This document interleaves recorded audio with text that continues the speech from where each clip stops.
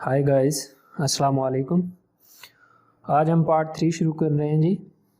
Chapter जो हमारा चल रहा है टाइम वैल्यू ऑफ मनी।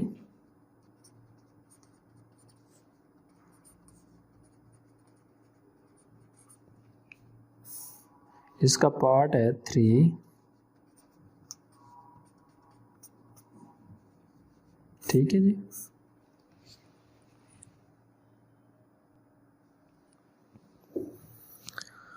अब टाइम वैल्यू ऑफ मनी के चैप्टर में बार बार कैश फ्लो का इस्तेमाल होगा, तो सबसे पहले हम कैश फ्लो को समझते हैं कि है क्या चीज़। टॉपिक जो है आज हम जो पढ़ना है उसका नाम है जी basic pattern of cash flows, या इसको स्ट्रीम्स ऑफ कैश फ्लो भी कहते हैं।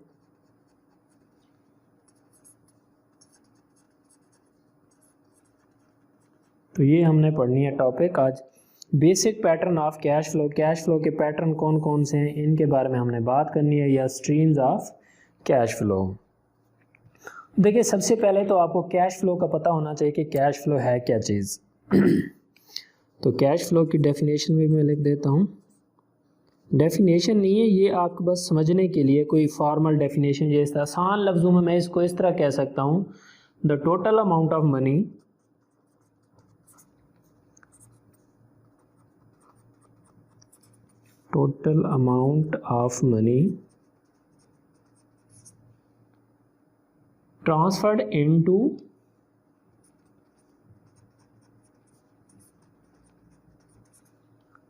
transferred into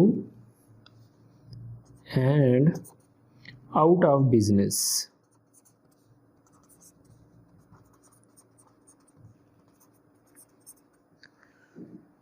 दो चीजें, ट्रांसफर्ड इनटू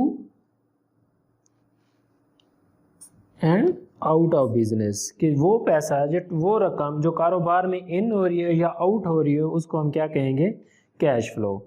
अब यहाँ पे कैश फ्लो के दो टर्म्स दी गए हैं।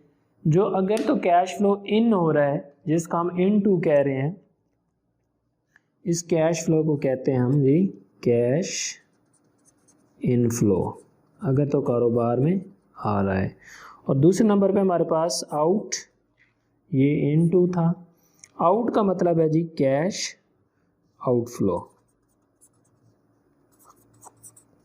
तो इस चीज़ का आपने इन चीज़ों को याद रखना है कि कैश फ्लो क्या है, कि कारोबार में जितना पैसा इन हो रहा है या आउट हो रहा है वो डिफरेंट होता है, लिक्विडिटी को इफेक्ट कर रहा होता है, तो उसको हम क्या कहेंगे, कैश फ्लो।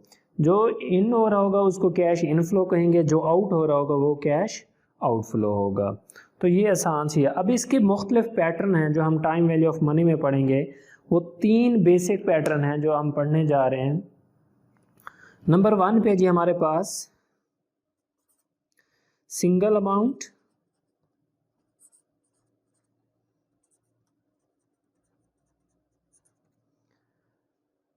नंबर 2 पे हमारे पास जी एन्युटी, ये पैटर्न है कैश फ्लो के।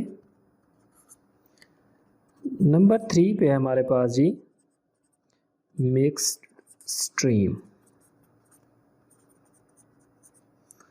ठीक है, ये 3 तरह के पैटर्न है कैश फ्लो। इनको हम बारी बारी एक एक करके इनको डिफाइन करते हैं। मैं आपको एग्जांपल भी देता हूँ अभी इनकी। तो नंबर 1 पे है जी हमारे पास single amount.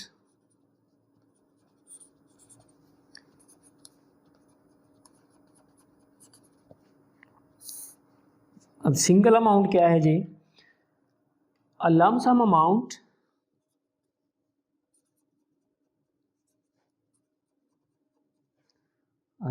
Amount either currently held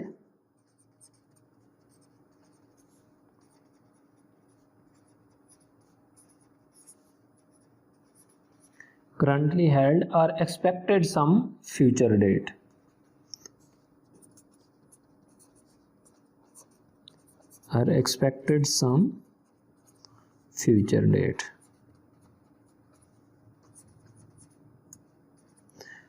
वो लम सम अमाउंट जो आज आपके पास करंटली होल्ड कर रहे होते हैं या आप एक्सपेक्ट कर रहे होते हैं कि आपको फ्यूचर में मिलनी है, तो उसको आप क्या कहेंगे, सिंगल अमाउंट।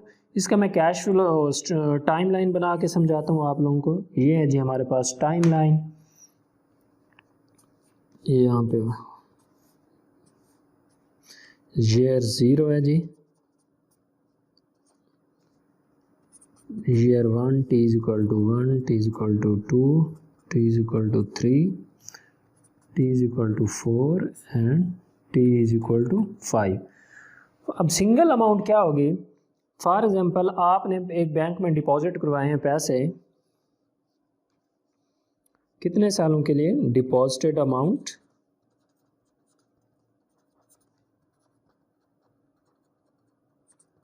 आज आपने पैसे जमा करवाए हैं टुडे ₹1000, 1000 रुपये आज जमा कराए हैं। नंबर ऑफ ईयर्स हैं जी 5, और उस पे इंटरेस्ट रेट है जो वो है फॉर एग्जांपल 10%। ठीक है जी। अब हम इसकी क्या है कि फ्यूचर में आपको कितने मिलेंगे, ये है टाइम 0। आज आपने जमा करवा दिए हैं, जो आज की वैल्यू इसको कहते हैं जी प्रेजेंट वैल्यू ₹1000।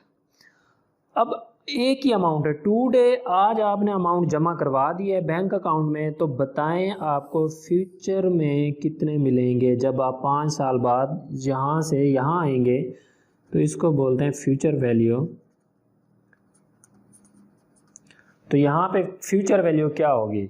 अब देखिए इसके दरमियान में कोई और अमाउंट हुई है, जस्ट आपने शुरू में 1000 जमा करवाए थे, उसके बाद 1 साल गुजरने के बाद भी आपने कुछ जमा नहीं कराया। ठीक है,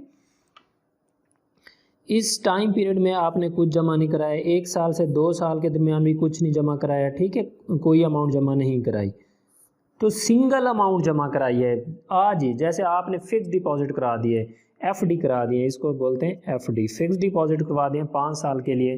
तो इसके दरमियान में देखें कोई अमाउंट आपने जमा नहीं कराई, तो वो अमाउंट जो आज आपने जमा करवाई वो अमाउंट आपकी अकमुलेट होती रहेगी अगले 10 सालों के लिए।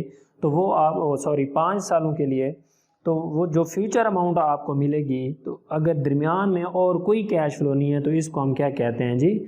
Single amount. Lump sum currently held है या जो आपको फ्यूचर में मिलेगा, जो डेफिनेशन में बताया है, तो इसको क्या कहते हैं जी? Single amount. एक दफ़ा पैसे जमा करवा दिए हैं, फिर 5 साल बाद आप देखेंगे कितने पैसे टोटल बन गए हैं, तो वो आपको पैसे मिल जाएंगे। ये था जी बेसिक पैटर्न, मोस्टली यही पैटर्न चलता है, ये भी चलता है और एनएमटी भी, ये 2 पैटर्न चलते हैं। मिक्स स्ट्रीम भी चलता है, मज़ीद हम इसकी डिटेल आगे भी पढ़ेंगे जब न्यूमेरिकल सॉल्व करेंगे। जस्ट अभी इसको समझें पैटर्न है क्या चीज़। तो ये सिंगल अमाउंट होगी, एक दफ़ा पैसे जमा करवा दिए, 5 साल बाद कितनी अमाउंट मिलेगी। अब ये अमाउंट कैलकुलेट करना हम अगले पार्ट में फार्मूले के साथ मैं आप लोगों को समझाता हूँ कि किस तरह से कैलकुलेट करनी है।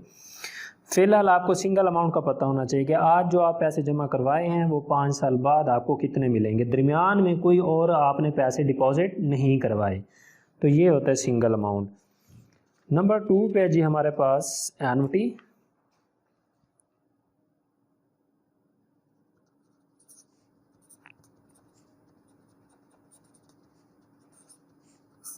एन्युटी बोलते हैं, एन्युटी भी बोलते हैं, मुख्तलिफ नाम इसके। And equal receipts or payment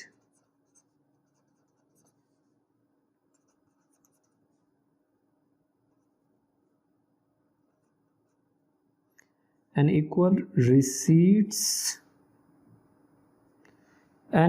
receipts are payments occurring over a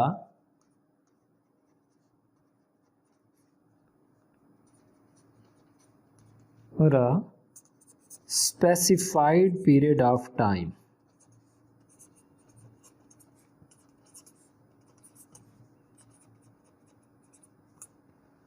ठीक है जी।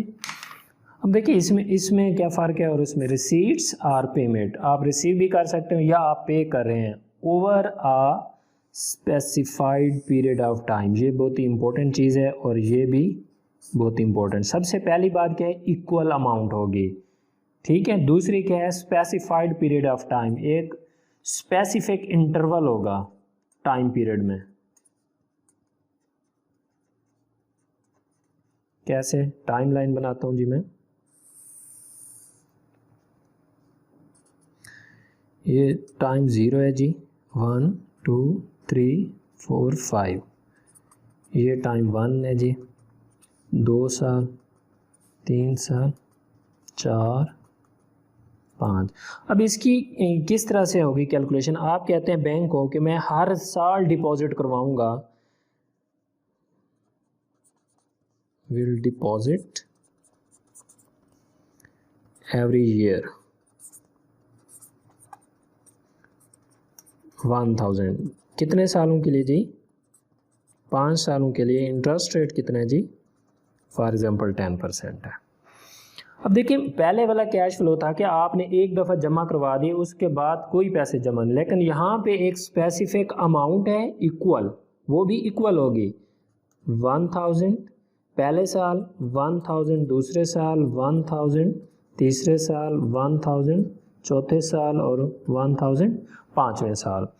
तो हर साल आपने क्या किया है, एक ख़ास अमाउंट जमा करवाई है, तो इसको कहते हैं एनुटी। अगर इस तरह की पेमेंट्स की सीरीज़ है जिसमें इक्वल रिसीट्स एंड पेमेंट, देखें 1000 1000 1000 1000 occurring over a specified period of time. Specified period कौन सा है?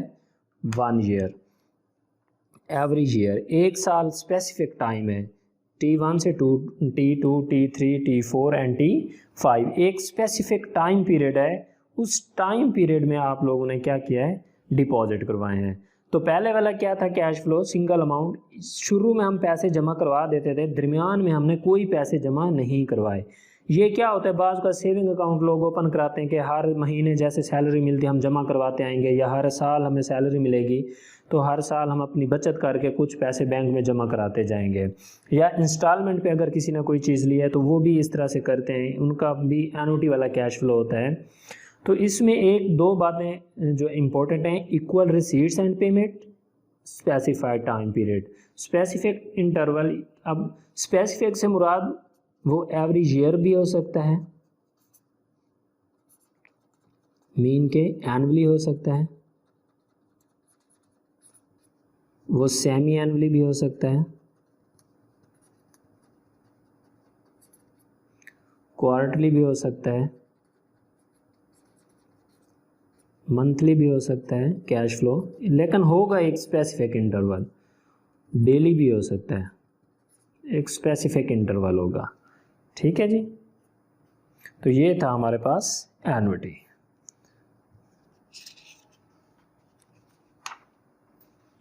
उसके बाद नंबर 3 पे हमारे पास जी mix stream.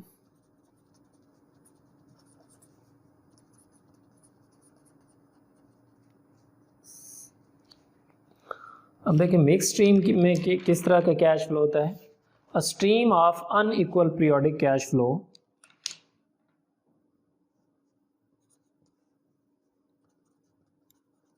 a stream of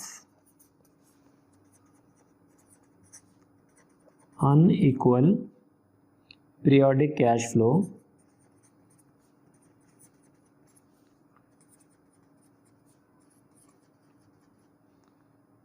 that reflected no particular pattern.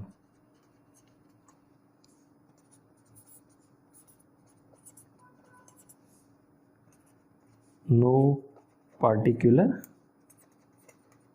Pattern. इसमें कोई भी एक ख़ास टाइम पीरियड नहीं होता, ना ही अमाउंट इक्वल होती है। ठीक है जी। अब टाइम लाइन बना के, एक तो अनइक्वल होगा, एनुटी में क्या था? इक्वल। इसमें क्या है? Unequal periodic cash flow. Cash flow same नहीं होंगे लेकिन पैटर्न एक पार्टिकुलर, नो पार्टिकुलर पैटर्न होगा। अब इसकी मैं टाइम लाइन भी बना के आप लोगों को समझाता हूँ। T = 0 1 2 3 4 1 2 3 4 5। देखिए unequal periodic cash flow, for example आपने पहले साल 1000 जमा करवा दिए, दूसरे साल क्या हो गया? 2000 जमा करवा लिए, तीसरे साल क्या होगा? आपने 1500 रुपये निकलवा लिए। याद रखें जिसके साथ नेगेटिव हो या ब्रैकेट में हो वो कैश आउटफ्लो होगा, और जिसके साथ पॉजिटिव हो वो कैश इनफ्लो होगा। ठीक है, अब देखिए इक्वल पीरियोडिक कैश फ्लो नहीं है, कभी 1000, कभी 2000, कभी नेगेटिव, कभी पॉजिटिव। यहाँ पे 5000 है, यहाँ पे 2500 है, ठीक है, या 25000 कर लो। तो ये देखें unequal periodic cash flow. Single amount में ये था कि शुरू में जमा करवाते थे, एंड में पैसे इकट्ठे कम्युलेटिव ले लेते थे। एनुटी में क्या था कि सब ईयर्स में एक जैसा कैश फ्लो होगा। मिक्स स्ट्रीम में क्या है, अनइक्वल पीरियोडिक कैश फ्लो। किसी साल में कौन सी अमाउंट होगी, किसी से ये भी सेविंग वाले यूज़ कर सकते हैं कि वो अपनी बचत किसी साल कितनी बचत होती है, कितनी साल कम होती है, किसी साल ज़्यादा होती है, तो वो उसके मुताबिक जमा करवा सकते हैं। जब उनको ज़रूरत पड़ते हैं वो निकलवा भी सकते हैं। तो ये नेगेटिव कैश फ्लो को शो कर रहा है। तो ये जो नेगेटिव है ये कैश आउटफ्लो को शो कर रहा है, और ये जो पॉजिटिव अमाउंट होगी ये कैश इनफ्लो को शो करेगी। ठीक है जी, ये 3 पैटर्न हैं कैश फ्लो के। तो ये आगे जो हम पढ़ेंगे फ्यूचर वैल्यू या प्रेजेंट वैल्यू, तो उसमें ये कैश फ्लो यूज़ होंगे। हर कैश फ्लो की डिफरेंट डिमांड होगी, डिफरेंट रिक्वायरमेंट होगी, तो हर कैश फ्लो को उसी के मुताबिक सॉल्व करेंगे, उसके फार्मूला भी दिए गए होंगे। ठीक है जी, उम्मीद है कि आप सब लोगों को समझ आ गई होगी। अगर फिर भी कोई मसला हो तो हम कांटेक्ट कर सकते हैं। थैंक यू, अल्लाह हाफिज़।